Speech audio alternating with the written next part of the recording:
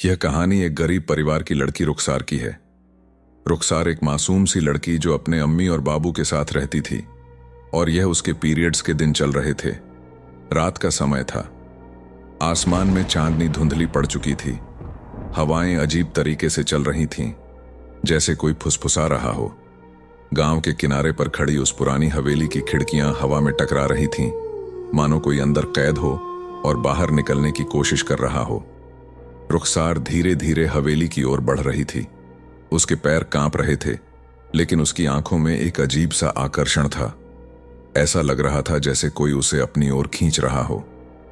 जैसे ही उसने हवेली का दरवाजा खोला, एक ठंडी हवा का झोंका उसके चेहरे से टकराया। दरवाजा अपने आप पीछे से बंद हो गया। हवेली के अंदर अंधेरा था। बस एक पुराना झूमर था जो हल्की हल्की टिमटिमा रही रोशनी के साथ हिल रहा था।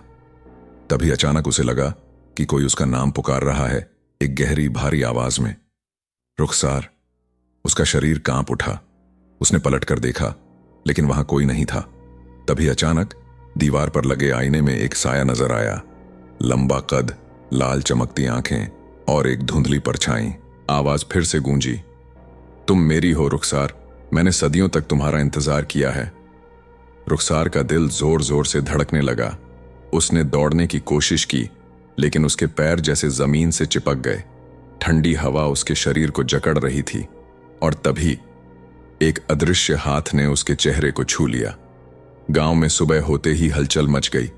लोग हवेली के अंदर पहुंचे तो उन्होंने रुखसार को जमीन पर बेहोश पड़ा पाया, लेकिन जब उसने आंखें खोलीं तो उसकी आंखों की चमक बदल चुकी थी। अब वे लाल थीं और उनमें एक अजीब सी काली परछाई तैर रही थीं।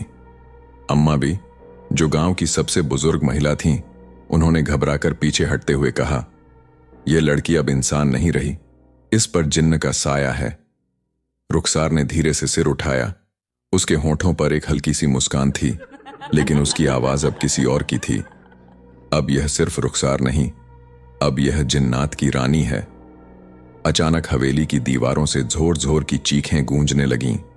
हवा में एक डरावना सन्नाटा पसर गया और फिर दरवाजा खुद ब खुद बंद हो गया, जैसे किसी ने हमेशा के लिए उसे दुनिया से अलग कर दिया हो। गांव में अब डर का माहौल था। लोग फुसफुसा रहे थे, घरों के दरवाजे जल्दी बंद हो रहे थे और माएं अपने बच्चों को सख्ती से समझा रही थीं कि रात के बाद बाहर ना जाए। हवेली में जो कुछ हुआ था, उसके बाद किसी की हिम्मत नहीं थी कि वह रुखसार के पास जाए। रुखसार अब पहले जैसी नहीं थी। उसके हाव भाव बदल चुके थे। उसकी आंखों में अजीब सी चमक थी और उसकी आवाज कभी कभी इतनी गहरी और डरावनी हो जाती कि लोग सहम जाते। गांव के कुछ बुजुर्गों ने फैसला किया कि अम्मा बी के पास जाना चाहिए, क्योंकि वही इस रहस्य को समझ सकती थीं। रात का समय था। सभी लोग अम्मा बी के घर पहुंचे। अम्मा बी ने दरवाजा खोला और बुजुर्गों को अंदर बुलाया। कमरे में धूप और हवन की महक फैली हुई थी। बुजुर्गों ने अम्मा बी को सब बताया। अम्मा बी ने गहरी सांस ली और बोली, यह जिन्न कोई मामूली जिन्न नहीं है। यह सदियों से किसी लड़की के शरीर में बसना चाहता था और रुखसार, शायद उसकी किस्मत में यह लिखा था। एक बुजुर्ग ने डरते हुए पूछा, क्या इसका कोई इलाज है? अम्मा बी ने सिर झुका लिया और कहा, अगर जिन्न ने पूरी तरह से उसे कब्जे में ले लिया तो उसे वापस लाना नामुमकिन होगा, लेकिन एक तरीका है। सबकी आंखें अम्मा बी की ओर टिक गईं। हमें उसे हवेली में वापस ले जाना होगा, वहीं जहां से सब शुरू हुआ था। अगली रात गांव के कुछ बहादुर लोग अम्मा बी के साथ रुखसार को हवेली ले जाने के लिए पहुंचे। रुखसार खामोशी से उनके साथ चल रही थी। उसकी आंखों में एक अजीब सा सूनापन था। जैसे ही वह हवेली के अंदर पहुंची, हवा अचानक तेज हो गई। दरवाजे जोर जोर से धड़धड़ाने लगे। अम्मा बी ने जमीन पर एक चौकोर आकृति बनाई और मंत्र पढ़ने लगी, लेकिन तभी रुखसार जोर से हंस पड़ी। वह हंसी इंसानी नहीं थी, वह भयानक थी, शैतानी थी। तुम लोग मुझे वापस नहीं भेज सकते। उसकी आंखें अब पूरी तरह लाल हो चुकी थीं। हवा में अजीब सी गर्मी आ गई थी, जैसे आग जल रही हो। अम्मा बी ने जमीन पर एक मुट्ठी भर राख फेंकी और जोर से एक मंत्र बोला। अचानक रुखसार के शरीर ने झटके खाने शुरू कर दिए। नहीं नहीं, यह नहीं हो सकता। जिन्न की गूंजती हुई आवाज हवेली में गूंजने लगी। अचानक रुखसार जमीन पर गिर पड़ी। उसकी आंखों से काली धुंध निकलने लगी और हवेली की दीवारों में समाने लगी। हवेली जोर जोर से हिलने लगी, जैसे कोई उसमें कैद हो रहा हो। जब सुबह सूरज निकला, रुखसार होश में आ चुकी थी। उसकी आंखों की लालिमा गायब हो गई थी। उसने कमजोर आवाज में कहा, मैं कहाँ हूं? अम्मा बी ने उसे सहारा दिया और कहा, तू अब सुरक्षित है बेटी। गांव के लोग राहत की सांस लेने लगे।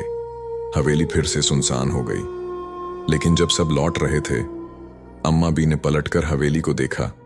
दरवाजे के पास कोई खड़ा था, एक साया, लाल आंखों वाला, और फिर वह धीरे धीरे अंधेरे में गुम हो गया। गांव में शांति लौट आई थी, लेकिन अम्मा बी के मन में अजीब सा डर था। उन्होंने हवेली के दरवाजे पर जो परछाई देखी थी, वह उनकी आंखों का धोखा नहीं था। जिन्न अभी गया नहीं था, वह बस इंतजार कर रहा था। रुखसार अब पहले जैसी नहीं रही थी। हालांकि गांव वालों को लग रहा था कि वह ठीक हो चुकी है, लेकिन उसकी आंखों में अजीब सी वीरानी थी। वह कई बार अकेले में कुछ फुसफुसाती थी, जैसे कोई उससे बात कर रहा हो। एक रात जब सब गहरी नींद में थे, रुखसार की आंख अचानक खुल गई। उसका शरीर कांप रहा था, उसकी सांसें तेज हो चुकी थीं। अचानक उसे अपने कमरे में वही ठंडी हवा महसूस हुई जो हवेली में थी। अचानक कमरे के कोने में धुंधलापन छाने लगा। वही लाल आंखें, वही गहरी परछाई जो उसने हवेली में देखी थी, वह अब उसके सामने थी। मैं वापस आ गया हूं, रुखसार। जिन्न की आवाज ने पूरे कमरे में सिहरन भर दी। रुखसार का शरीर सुन्न होने लगा। वह भागना चाहती थी, लेकिन उसका शरीर एकदम बेजान हो गया था। जिन्न धीरे धीरे उसके करीब आ रहा था। उसकी सांसें रुखसार की गर्दन पर महसूस हो रही थीं। तुम सिर्फ मेरी हो, तुम्हें मुझसे कोई नहीं बचा सकता। रुखसार की आंखों से आंसू बहने लगे, लेकिन उसकी चीखें उसके गले में ही घुट गईं। जिन्न ने अपना ठंडा अदृश्य हाथ उसके चेहरे पर फेरा। उसकी उंगलियां उसके गालों से होते हुए गर्दन तक पहुंच गईं। रुखसार का शरीर जैसे पत्थर का हो गया था। वह कुछ नहीं कर पा रही थी। जिन्न का साया अब पूरी तरह से उसके ऊपर झुक गया। उसके अदृश्य हाथ उसके शरीर को महसूस कर रहे थे। रुखसार दर्द से कराह उठी, लेकिन वह हिल नहीं पाई। उसकी कलाई पर गहरी लकीरें बन गईं, जैसे किसी ने उसे कसकर पकड़ा हो। उसकी गर्दन पर लाल निशान उभरने लगे, लेकिन अम्मा भी जानती थीं कि यह सब खत्म नहीं हुआ है। उन्होंने गांव के मौलवी साहब को बुलाया, जो बुरी आत्माओं और जिन्नात को काबू में करने के लिए जाने जाते थे। रुखसार अब पहले जैसी नहीं रही। वह कभी कभी अकेले में मुस्कुराती, तो कभी अचानक गुस्से में चीजें फेंकने लगती।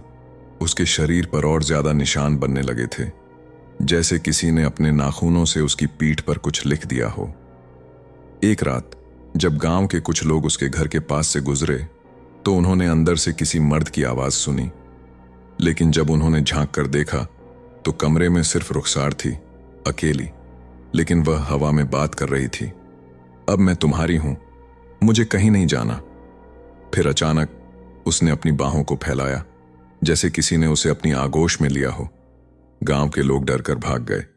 अब सब समझ चुके थे, रुखसार पर जिन्न का पूरा कब्जा हो चुका था। अम्मा बी और मौलवी साहब ने गांव के कुछ मजबूत लोगों को साथ लिया और रुखसार के घर पहुंचे। जैसे ही वे अंदर गए, हवा ठंडी हो गई। ऐसा लग रहा था कि कमरे में कोई और भी मौजूद है। सब कुछ सामान्य लगता। मौलवी साहब ने जोर से अजान पढ़नी शुरू की। जैसे ही उन्होंने पहला आयत पढ़ा, रुखसार जमीन पर गिर पड़ी और तड़पने लगी। उसकी आंखें अब पूरी तरह सफेद हो चुकी थीं। उसके होंठ हिल रहे थे, लेकिन आवाज उसकी नहीं थी। मैं नहीं जाऊंगा, यह मेरी है, सिर्फ मेरी। कमरे की चीजें इधर उधर गिरने लगीं। खिड़कियां जोर जोर से बजने लगीं, लेकिन मौलवी साहब ने पढ़ना जारी रखा। फिर अचानक रुखसार ने जोर से चीख मारी। उसके शरीर से काला धुआं उठने लगा। फिर एक जोर की गूंज हुई। कमरा शांत हो गया और रुखसार बेहोश पड़ी थी। मौलवी साहब ने उसकी नब्ज देखी। वह जिंदा थी, लेकिन उसके शरीर से सारे निशान मिट चुके थे और रुखसार धीरे धीरे ठीक हो गई। उसे कुछ भी याद नहीं था। गांव ने राहत की सांस ली, लेकिन अम्मा भी जानती थीं कि जिन्न खत्म नहीं हुआ था, क्योंकि जब वे हवेली के पास से गुजरी तो उन्हें एक धीमी फुसफुसाहट सुनाई दी, मैं फिर लौटूंगा। तो दोस्तों, अगर आपको हमारा यह वीडियो पसंद आया हो तो इसे लाइक करें और हमारे चैनल को सब्सक्राइब करके हमें सपोर्ट जरूर करें।